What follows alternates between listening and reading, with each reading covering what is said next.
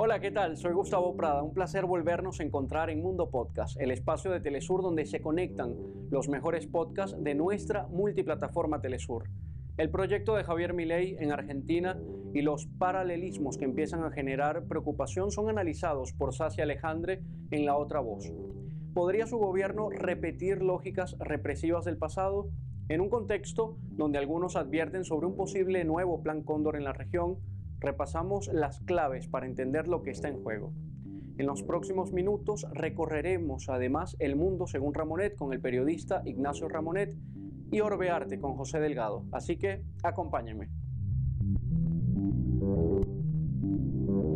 La represión de la dictadura militar argentina, sus vuelos de la muerte, desapariciones forzadas y tortura nunca fue monstruosidad porque sí. Era en verdad el disciplinamiento necesario para sostener un proyecto político de entrega a Estados Unidos, de neoliberalismo salvaje, de desindustrialización y de empobrecimiento y desempoderamiento de las masas. Entonces, si hoy el proyecto político de Javier Milei se parece cada vez más al de la dictadura, ¿podría también recurrir a emular el proyecto represivo y de crímenes de lesa humanidad sistémicos de Videla?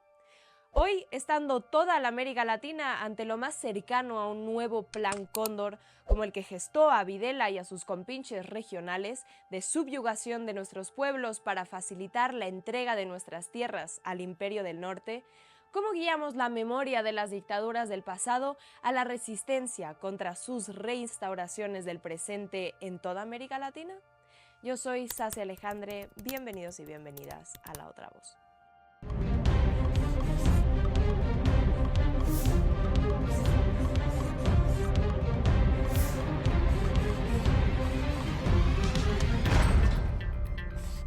Argentina sí, enjuició a parte de sus fuerzas armadas e incluso al propio dictador Videla por crímenes de lesa humanidad y genocidio. Pero siempre y cuando los autores intelectuales y el proyecto económico que defendían quedaran impunes. Tanto así que hoy no hace más que recrudecerse con las bases ya sentadas.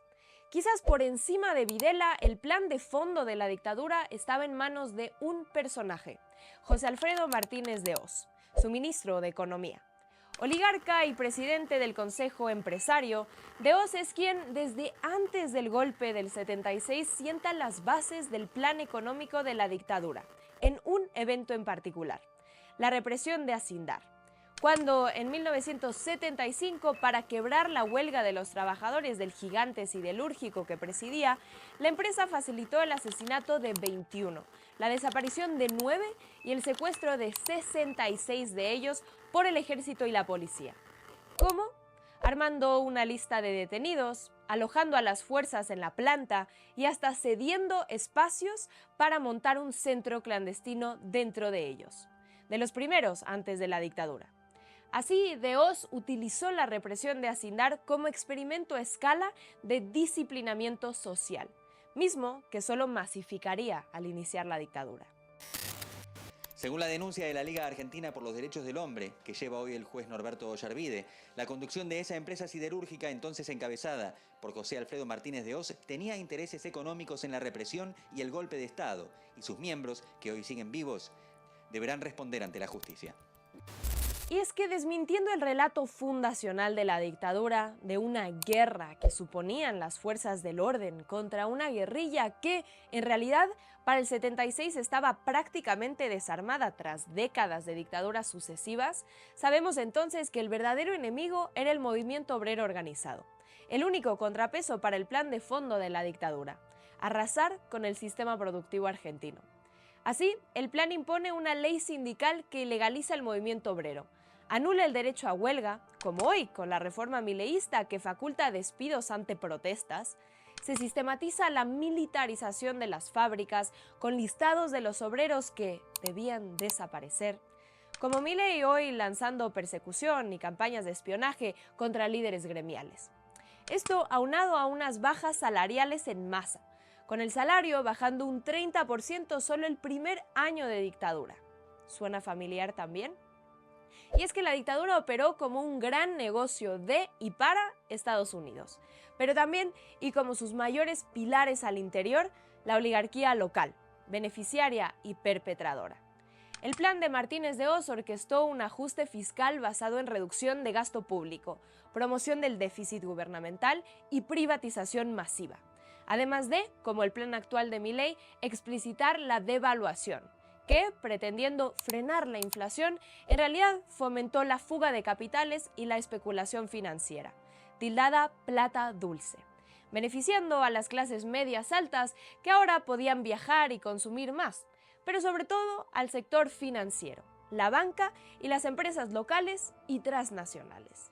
En la dictadura, para las clases medias y bajas aspiracionales, se manufacturó un incentivo narrativo para desver las desapariciones forzadas, los vuelos de la muerte y el genocidio que sostenía verdaderamente a la dictadura. Martínez de Hoz entendía que había que crear un nuevo sujeto en la sociedad argentina, un homo economicus, que se concibiera ante todo como consumidor, eliminando del imaginario al sujeto colectivo y la movilización masiva. Muy a lo «la sociedad no existe, solo el individuo y las familias», que alegaría Thatcher. Así, de Hoz sería el artífice de la libertad que hoy pregona Milei, mencionando esa palabra en 9 de los 12 puntos de su famoso plan económico. En primer lugar, la libertad de precios, la eliminación de los controles de precios. En segundo término, la libertad de las transacciones cambiarias con la eliminación de los controles de cambio. Tercero, la libertad del comercio exterior. Y claro que las corporaciones transnacionales participaron en la construcción de ese imaginario de la dictadura militar argentina. Coca-Cola hacía propagandas así, enmarcando los genocidios de las dictaduras como necesarios para que las bebidas gaseosas pudieran llegar a la Argentina. Como cuando PepsiCo, junto con la CIA, magnates mediáticos chilenos y Nixon, planearon conjuntamente el golpe a Allende. Chile para Pepsi, Argentina para Coca-Cola. Así el libre mercado. El mensaje de fondo: el fin del progreso económico justifica todos los medios. Todos. Lo más irónico, que como con Milei hoy, la dictadura dejó a Argentina con una crisis estructural y unas clases medias que, habiendo vendido su silencio y sumisión ante la dictadura que ayudaron a perpetuar, acabaron siendo menos que medias.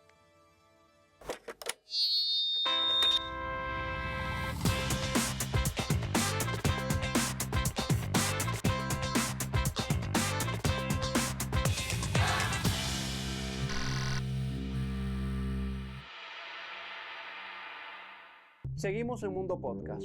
¿Qué está pasando entre el Vaticano y la Casa Blanca?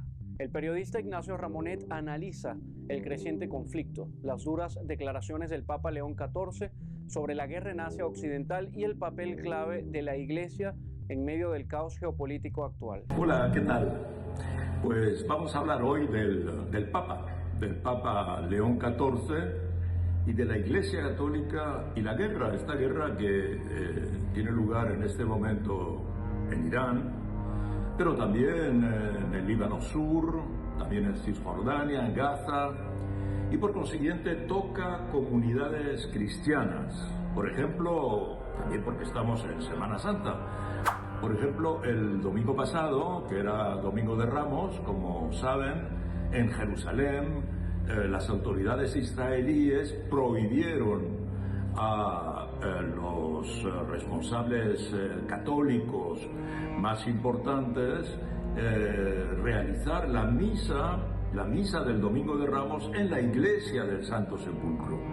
La iglesia del Santo Sepulcro no es cualquier cosa para los cristianos, porque la iglesia del Santo Sepulcro se edificó en el lugar donde murió Jesús, ¿verdad? Según la tradición cristiana. Pero por primera vez en siglos, quizá más de un milenio, esa misa no se pudo celebrar y el Papa ha tenido algunas palabras, aunque ha reaccionado de manera muy moderada.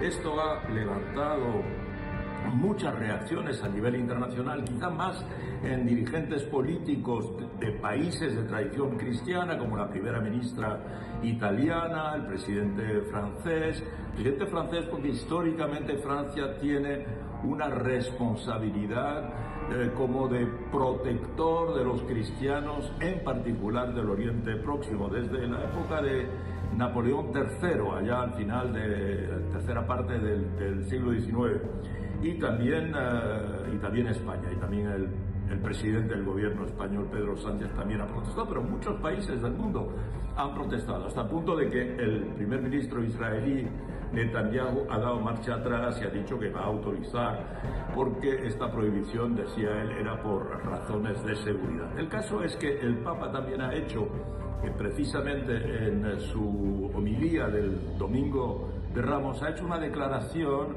en particular diciendo que los rezos, las plegarias, las oraciones de los que hacen la guerra, Dios no las escucha. No solo no las escucha, dice el Papa, sino que Dios las rechaza. Y eso ha provocado una reacción incluso de la Casa Blanca. La portavoz de la Casa Blanca ha dicho que esa frase es una frase ofensiva para, en particular, los responsables religiosos, cristianos en particular, que hacen oraciones en dirección de los soldados estadounidenses que están implicados en esta guerra de Irán. Entonces hay un conflicto. Esto nos permite hacer un pequeño balance de este Papa León XIV. El Papa, recordemos que este Papa dentro de poco se va a cumplir un año desde su mandato. Fue elegido el 8 de mayo del 2025, por consiguiente dentro de un poco más de un mes será el aniversario, después de la muerte de nuestro querido Papa Francisco, que tenía muy buena relación evidentemente con América Latina, y que ha sido indiscutiblemente un Papa que ha sacudido la Iglesia con todas sus iniciativas y además su radicalidad en favor de los emigrantes, en favor de los pobres.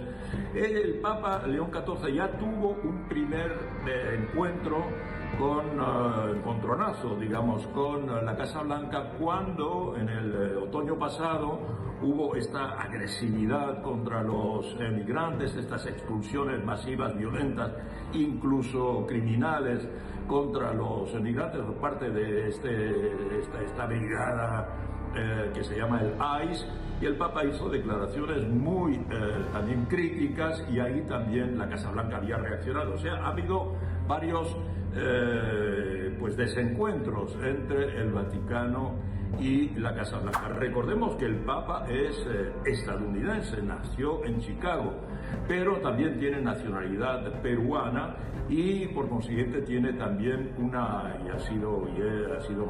nombrado obispo de Chiclayo en Perú, y tiene por consiguiente mucha sensibilidad hacia la situación latinoamericana. Recordemos también, por ejemplo, que este Papa fue el que canonizó a dos santos venezolanos, los primeros santos venezolanos. Evidentemente, el médico de los pobres, el doctor Gregorio Hernández, y también la madre Carmen Rendiles, que ha sido los dos santos por los que luchó muchísimo el presidente Maduro, un hombre de fe, y también el presidente Hugo Chávez, defendiendo la canonización de estas personalidades muy populares, sobre todo el santo San Gregorio Hernández, tan popular en precisamente toda Venezuela. Entonces el Papa tiene en este momento una responsabilidad por lo que está pasando también en el sur del Líbano. Israel está ocupando todo el sur del Líbano, entre la frontera con Israel y el río Litani, y ahí, aunque es una zona globalmente de religión chiita, pero hay muchos pueblos en la región de Marjayún, una región que yo he visitado hace unos años, cuando Israel se retiró precisamente, donde están fuerzas de Naciones Unidas que se interponen, ahí hay muchos pueblos cristianos. Y por consiguiente el Papa también es muy sensible a estos pueblos cristianos. No todos son católicos, son ortodoxos, son maronitas de rito ortodoxo, algunos son maronitas de rito católico, pero digamos que hay como una protección de estos cristianos que se ven atacados también por las fuerzas israelíes. En todo caso, el Papa y la Iglesia Católica están movilizados en favor de la paz actualmente en Oriente Próximo y veremos en las próximas semanas cómo estas tensiones siguen exacerbándose, en particular por la actitud de la Casa Blanca, que no acepta ningún tipo de crítica, aunque venga del Vaticano. Hasta la semana próxima.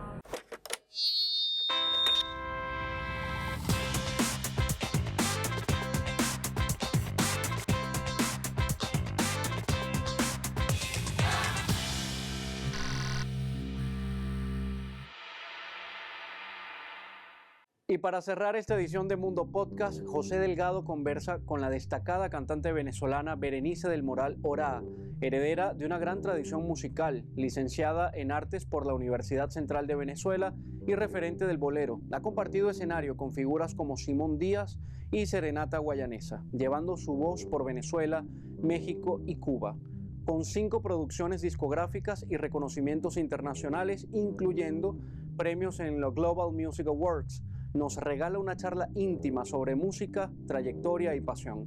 Disfruten esta entrega de Orbe Arte.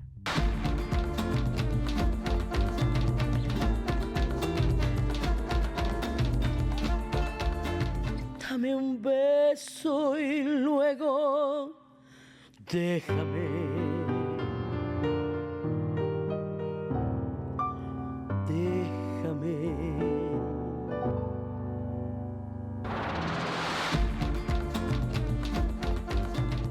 Bienvenidos, bienvenidas. Esto es Orbe Arte. Yo soy José Delgado. Les saludo siempre con gran cariño, agradeciéndoles siempre que ustedes nos escuchan, miran estos contenidos, los comparten, los comentan, porque están ahí atentos a todo lo que se produce aquí en Telesur. Grabamos desde Caracas, Venezuela, para el mundo entero y salimos por las plataformas digitales de Telesur. Hoy ya pudieron escuchar la calidad de esa maravillosa voz que tiene esta mujer increíble venezolana, nacida en Del Tamacuro, en Tucupita, y egresada de la Universidad Central de Venezuela en Artes. Ya ella nos contará sobre sus diversas facetas, y dedicada al bolero y al feeling, como ya pudieron ver, desde hace muchos años. Tiene más o menos 5 discos, muchas colaboraciones y muchos proyectos aún en el tintero. Ella es Berenice del Moral. Gracias, Bere, por estar acá en Orbe Arte. Muchas gracias a ti, José Alejandro, por la invitación, y por supuesto muchas gracias a Telesur por darnos la oportunidad de llegar no solamente a los hogares de tanta gente que nos mira, sino también a sus corazones. Y qué mejor manera de hacerlo que a través de la música, José. Mira, a propósito de eso del Delta, a propósito de eso de que eres del Delta, cuéntame eso, esa infancia primera y esos primeros sonidos y ese amor que nace por la música, por el arte, ahí unida a tu geografía. Sí, ¿cómo es eso? Bueno, mi madre era de Ciudad Bolívar y mi papá de Churuguara, Falcón. A mi papá lo contrató Alicán para que acompañara a una cantante de Ciudad Bolívar. Resulta que, bueno, mi mamá y mi papá terminaron casados, ¿no? Y a mi papá le ofrecieron un cargo de director de la banda de Tucupita, y bueno, se fue recién casado para Tucupita, y ahí nacimos los siete hijos que tuvo, ¿no? Sin embargo, mi infancia estuvo rodeada de música. Porque además mi papá seguía siendo el dueño de una banda llamada David del Moral y Mocambo, que era el que acompañaba a esos artistas, Celia Cruz, Celio González, cuando venían a Venezuela y se presentaban en la piscina en Ciudad Bolívar. Así que la música en mi casa fue el pan nuestro de cada día. Claro. Era imposible, bueno, irnos a acostar sin que pasáramos las lecciones de teoría y solfeo, porque bueno, yo tenía un picó, imagínate. Si no pasaba la lección, a mí me quitaban ese picó un mes. Es como ahorita los muchachitos que le quitan el que celular. le quitan el celular. Pero media hora, nada más se Pero, lo quite ya. Claro, pero a mí no me daban las rabietas, ¿no? Pero uno trataba de hacer lo mejor posible porque, bueno, yo tenía mis discos, mis LP. Así que, bueno, tuve una infancia rodeada de música, rodeada de muchísimo amor, además. Quien no se cría con amor cuando la música lo es todo en el hogar. Sabes que el tiempo vuela aquí en estos espacios. Quisiéramos seguir hablando más porque además tenemos muchísimas más cosas de qué hablar, ¿no? A mí me encuentran en las redes sociales como @JoséDelgadoSonajero en Instagram y en TikTok. Y para cerrar, coméntame, porque no quería pasar sin que muy brevemente, en un minutico, nos comentes también esa faceta tuya en la gestión cultural, que ha sido muy importante en la parte de docencia y la gestión cultural, que has estado en la Universidad Bolivariana, has estado en distintos entes y organizaciones y universidades y casas de estudio también y creando espacios. Ahora estás en la Casona Cultural Aquiles Nazoa. Bueno, yo me gradué en la universidad y comencé a trabajar en Fundarte durante mucho tiempo, sobre todo manejando todo lo que eran los talleres de formación para la gestión que se hacían en toda Caracas, ¿no?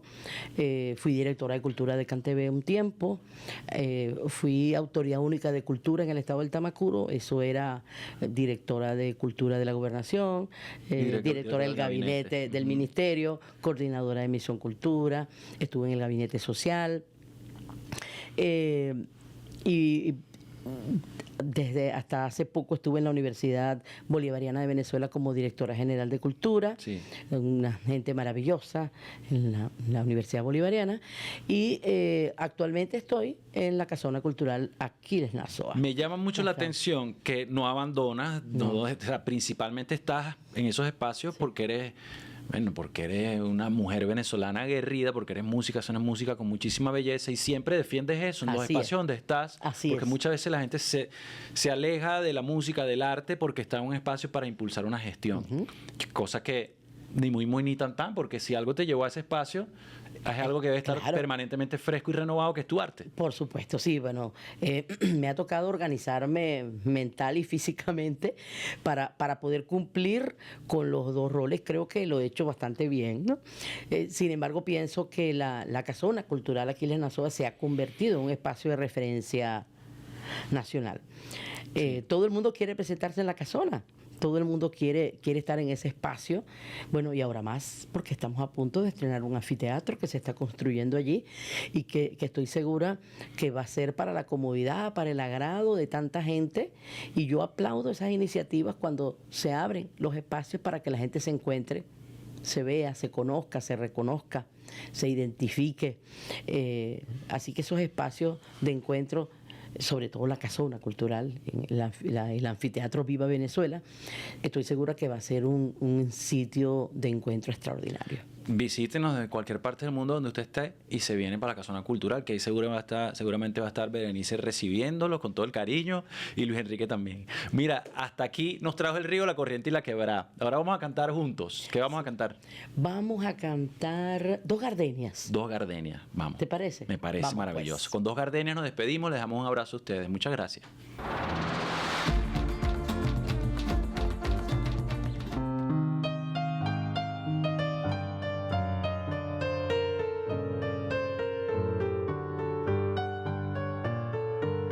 Dos gardenias para ti, con ellas quiero decir te quiero.